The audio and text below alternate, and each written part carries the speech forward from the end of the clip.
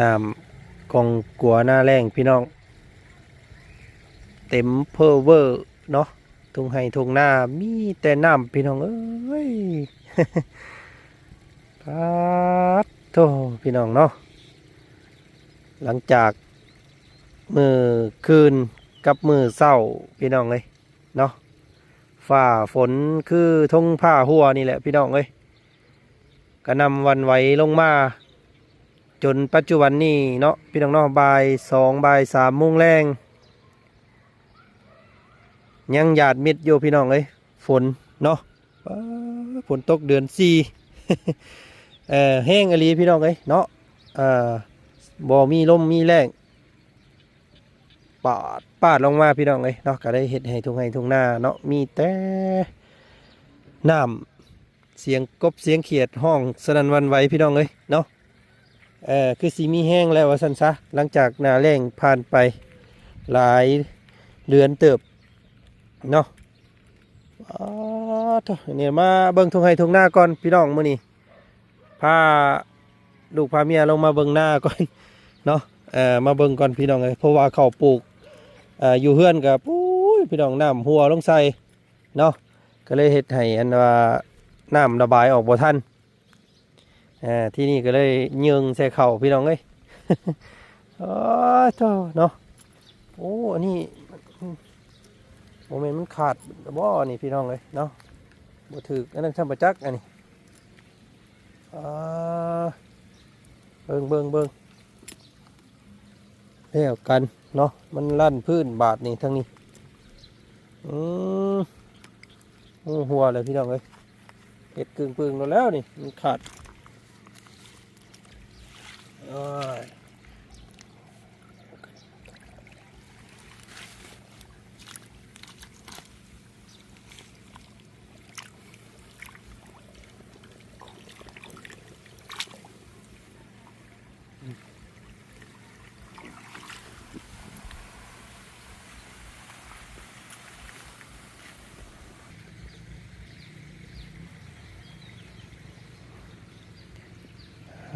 โธ่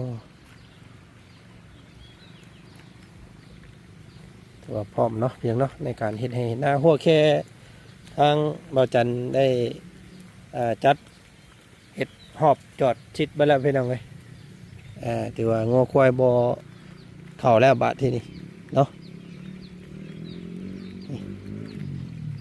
ทางนั้นบ่าวจันใส่ตะนางเนาะเพราะว่ามันเป็นทางนั้นพี่น้องเลยทางรายการแบ่เนาะยำให้ยำนานะเนาะแบ่งัวเข่าพี่น้องเลยอาจารย์ก็ได้ใส่น้ำหมกจับเนาะตะไคร่น้ำไข่เล็กใส่พี่น้องเลยคือสีเน่นนาบาทนี่เนาะ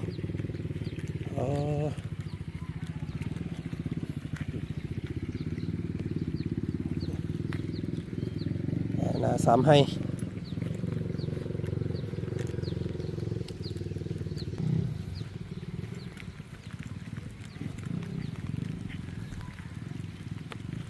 โตผลก็ยังลงมิดอยู่พี่น้องเลยยังโบยุดเนาะโบยุดโบยอนเถอะ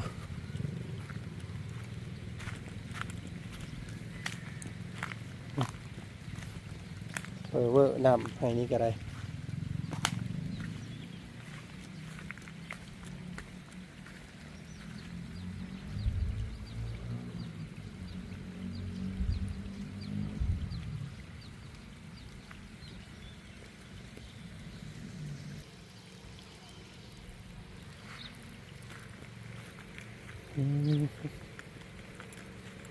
เสียงน้ำต้นตัดโผดโพพี่น้องเลยเนาะโธ่เนาะต้นไม้ต้นตอกคือสีหนาซื่นตาบานพี่น้องเลยบาทนี้เนาะคือสีซื่นใจเย็นว่าสันซะ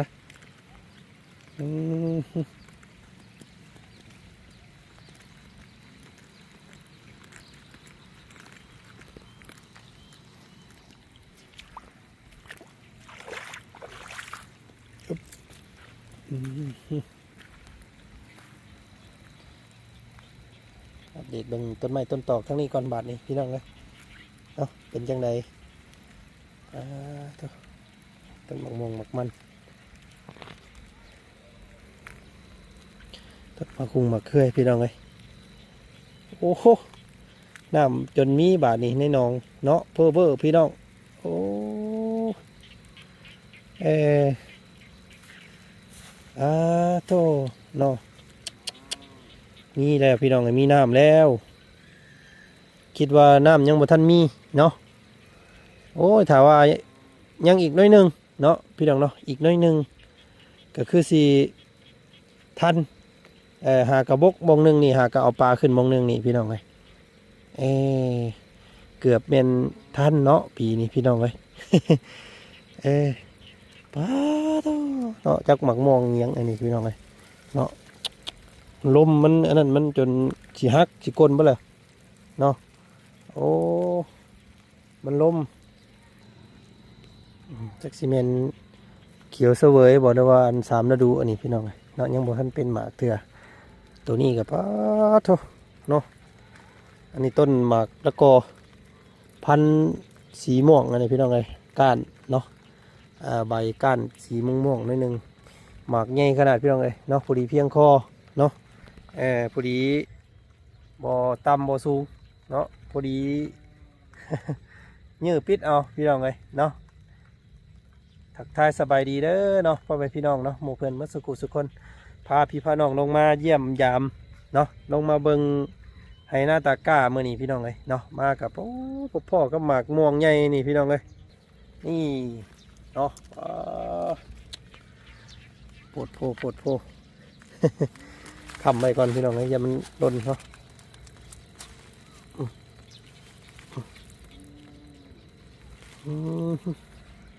หมากแอปเปิ้ลเนาะสายพันธุ์แอปเปิ้ลโพพี่น้องไอ้2 หน่วยพอดีหน่วยละโล โธ่หลากหลายโอ้ซื่นบานไปแล้วบานนี้พี่น้องเลยนี่อันนี้ก็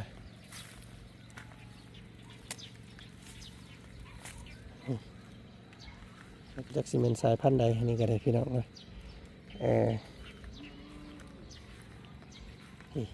หน่อไม้เลี้ยงน่องตัวนี้ดินบวมบับวับบาดนี่เนาะลมเย็นซื่นบาน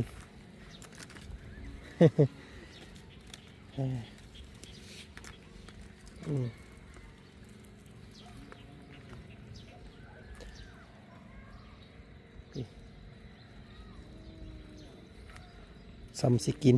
หมักไหมนะพี่น้องเลยหมัก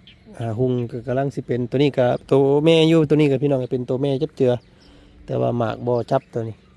เนาะแต่ว่าบ่เป็นยังเพิ่นปีแรกเนาะทางนี้ก็ยันแต่หญ้าแล้วพี่น้องไอ้สักหน่อยนี่เนาะมันสิขึ้นว้าวได้หญ้านี่นี่ต้นมะนาวเนาะต้นมะนาวต้นมะขี้หูดต้นมะนาวต้นมะขี้หูดอันนี้พี่น้องเลยเนาะรอดแล้วโบตายมันเป็นดินดานนะพี่น้องเลยเนาะเป็นดินดานจะเขาต้องเอาพุ่นใส่น้ำ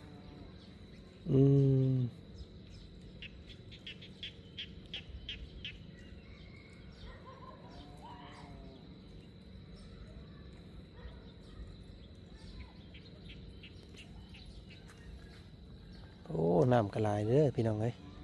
เนาะบ่ธรรมดาเด้อคือสิเฮ็ดยังบ่ทันแล้วปีนี้พี่น้องเลยเนาะมันมันลอยทางกระยากเนาะเสียรถให้ล่างเพิ่นมา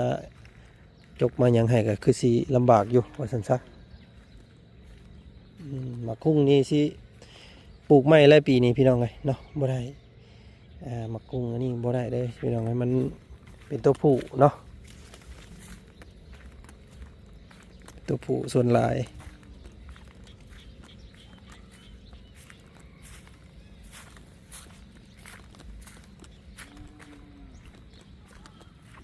นี่เป็นต้น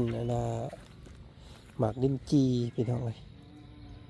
แต่ว่าสิรอดอยู่บ่เนาะ คือสิรอดอยู่ฝนตกหลายบาทนี่คือสิได้อยู่พี่น้องเลยเนาะตาโบแรงอีกนะนี่ก็เป็นเพื่องเอาเพื่องมาใส่เนาะพักกี่หุ้มพี่น้องพักกี่หุ้มหนึ่งกินก็ได้เนาะอันนี้หมากแอปเปิ้ลต้นอันหมากส้มผู้เนาะต้นส้มผู้อันนี้ต้นขมิกพี่น้องนะจะแนวกินบ้างนะต้นขมิกต้นผักขมิกก็ต้นหมากอันลำไยเห็นไหมพี่น้องเลยคือสิรอดอยู่กำลังแตกกิ่ง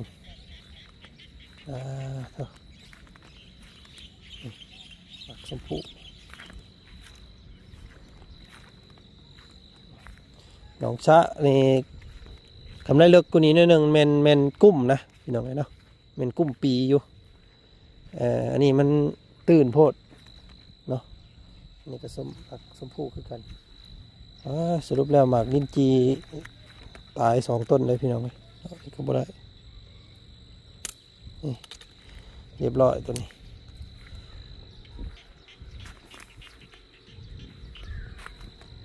ต้นมะพร้าวกับงัวกัดตลอดอันนี้ก็โอ้รอดอยู่พี่น้องเลยนี่พริกมันดอกขึ้นมาแล้วก็ต้นหมากชมพู่คืออันหมากอันชมพู่คือกันอันนี้ก็ได้เนาะรอดอยู่บ่ตัวนี้พี่น้องเลยรุ่นเบิ่งน้ำกันหมากทำไมเลี้ยงนอกทางนี้เราไม่นี่หัวคานี่ต้นหมากถนนเนาะได้ต้นเดียวพี่น้องเลยออกต้นเดียว ปลูก2 ต้นได้ต้นเดียว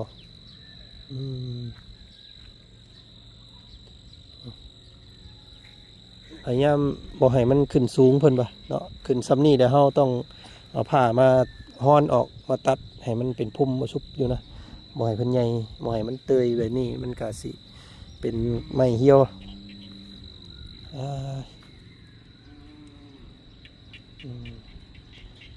ตกยามนี้มากะ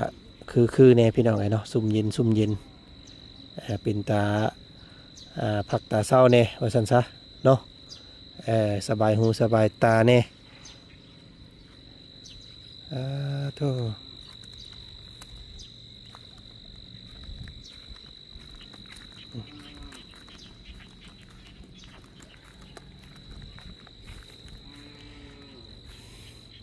มีทางแม่เพิ่นอยากให้อันว่าจันถมเนาะถมหม่องนี้เฮ็ดเป็นเดินปลูกเพิ่นน่ะพี่น้องไงเนาะเป็นปลูกหมากไม้ป้าตัวเพื่อสิถมเต็มเบิดนี่บ่แม่นง่ายเด้นี่พี่น้องเอ้ยเนาะเบิดเป็นเท่าไรร้อยหลังรถพุ่นแหละว่าจันคิดว่าเนาะถ้าให้มันถึงมันได้รับกับคันน้องพี่น้องเนาะโตมันบ่แม่นง่ายเด้เบิดหลายเด้พี่น้องเอ้ยเนาะเพราะว่าแต่ตอนเฮ็ดตะกี้นั่นพอตู้พอเพิ่นอยากเฮ็ดหน้านี่แหละเนาะเพิ่นก็เลยเฮ็ดเป็นไฮนาไว้นี่พี่น้องมองเห็นง่ายเนาะ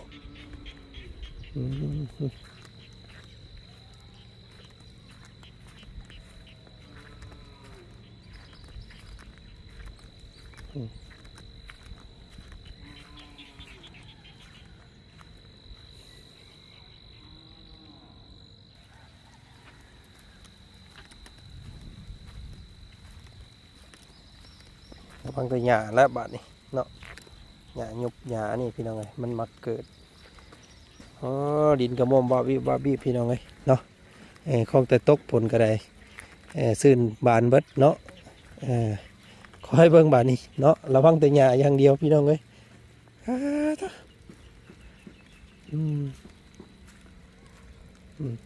เดี๋ยวสิหาต้นมะคุ้งมาปลูกอีกเนาะ1 2 3 4แถวนี้ให้มันสุดเป็นต้นมะคุ้งมาเลยเนาะต้นไม้ต้นมะคุ้งเพิ่มเติมอีก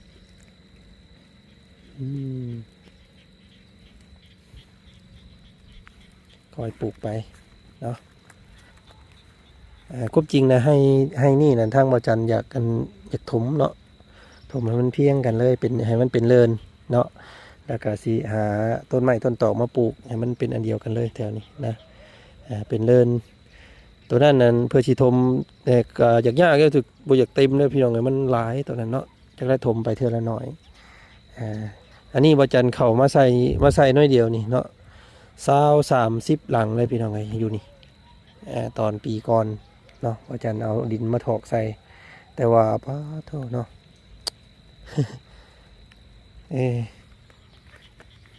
โอ้ปุ๊บปุ๊บจะดินโดมช่ำบะนี่เนาะสิบได้เห็ดหน้าอีกสักคนบ่ปีนี้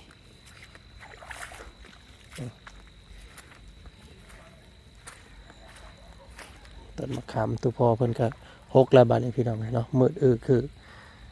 มุนกิ่งอยู่โอ้ได้ถ้าพี่พ่อน้องมาเบิ่งไอ้หน้าตากาจะซื้อเด้อมื้อนี้พี่น้องเลยเนาะบ่มีอย่างหลายทักทายสบายดีเด้อเนาะพ่อแม่พี่น้องหมดทุกคน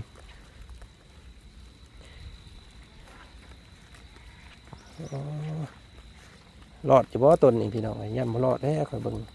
โอ้รอดอยู่พี่น้องเนาะนี่กำลังปงขึ้นกำลังใบปงใบได้อยู่ตัวนี้พี่น้องเรียบร้อยต้นไม้อยู่นี่ก็เรียบร้อยแล้ว2 ต้น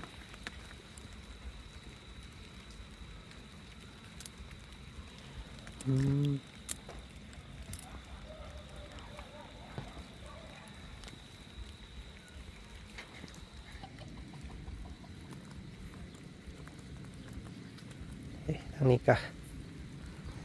เป็นเดินมงเก็บข้าวเก็บน้ำมาไว้ยามเกี่ยวข้าวแหละพี่น้องเลยเนาะ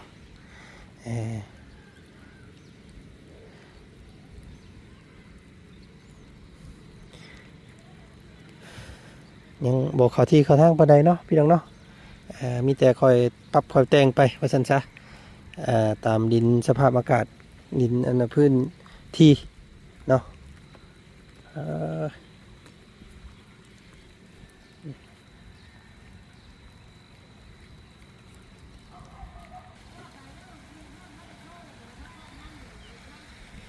มาอีกได้ผลพี่น้องเลยเนาะก็เอ้าขอตัวก่อนเนาะคลิปนี้ก็ได้ลงมาดินมาแอนน้ำตู้เมฆก่อนมื้อนี้เนาะออกไปทางไหนบ่ได้แล้วมื้อนี้พี่น้องเลยเนาะเตรียมข้าวปลูกขายอันข้าวปลูกกันเอาลงเอาวานแล้วบาทนี้พี่น้องเลยเขาย่ำหน้าเลยเนาะเดี๋ยวคักพี่น้องเลยอากาศแบบนี้เนาะสมรื่นใจเนาะเป็นทงไงทงหน้าเด้อพี่น้องเลยเนาะโทษไปเนาะขอบพระคุณในหลายสำหรับติดตามเบิ่งส้มคลิปนี้จนจบเด้อพี่น้องเลยเนาะผู้ใดที่เบิ่งมาฮอดจุดนี้ก็ขอให้จงอยู่ดีมีแห้งเนาะอยู่มันคนยืนร่ำรวยพี่น้องเลยเนาะขอบใจหลายๆไปแล้วพี่น้องเลย